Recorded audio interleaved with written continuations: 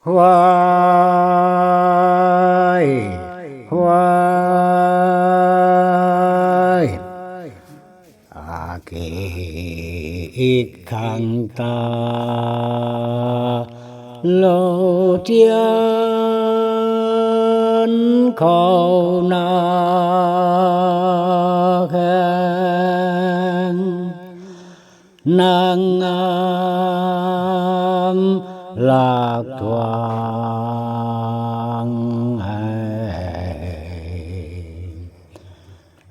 kỳ khang ta thiên khâu lệ thái bám đọa lao la nang cái lộ pai cố mai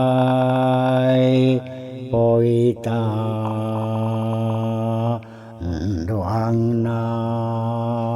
cái bồi yo